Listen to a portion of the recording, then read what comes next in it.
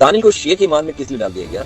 इसलिए नहीं डाल दिया उसने गुनाह किया, इसलिए नहीं डाल दिया कि उसने अपराध किया, लेकिन इसलिए डाल दिया गया क्योंकि उसने उस परिस्थिति में, कठिन दौर में भी, समस्या में, वो सतावट के समय में भी उसने क्या नहीं किया? उसने समझौता नहीं किया। मैं आपसे कहना चाहता हूँ, एक मसीह जीवन समझौते का जीवन नहीं है प्रियो, बलिदान का जीवन है।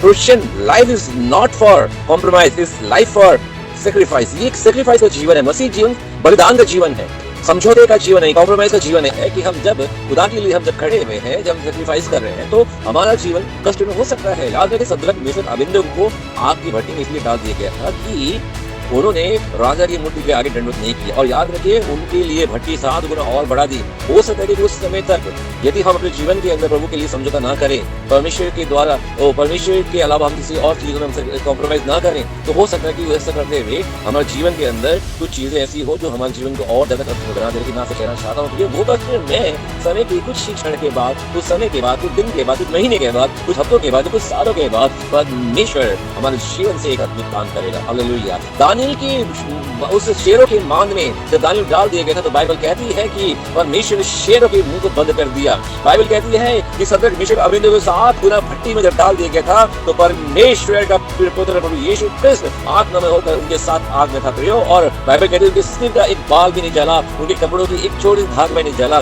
परमेश्वर ने उन्हें बचाया।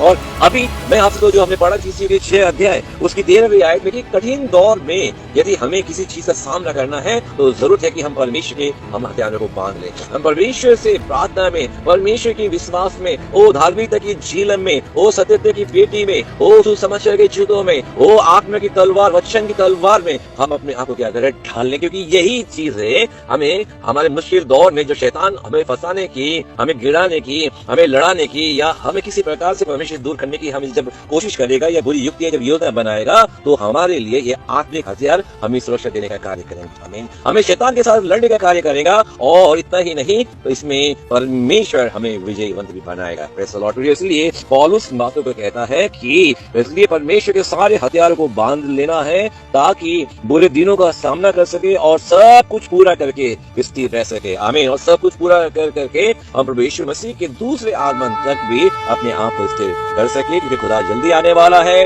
बादलों में आने वाला है, सिंह के ऊपर होकर के आने वाला है, बड़ी सेनाओं के साथ आने वाला है, तुरी और नरसिंह फूंके बड़े ही उसके साथ आने वाला है। और जितने भी जो परमेश्वर की जो धर्मी लोग हैं, उन सबको वो अपने साथ बादलों में उठा ले जाने वाला आने वाला। इसलिए प्रियो, हमें जरूरत है कि हम इन चीजों को अपने जिम्मे में याद रखें और बड़े ही लंबे समय तक यहाँ को स्थिर करके रखें। परमेश्वर इस वचन पढ़ाई सुनाई में हम सबको आशीष करें। आमीन और आमीन। Praise the Lord. जय मसीह।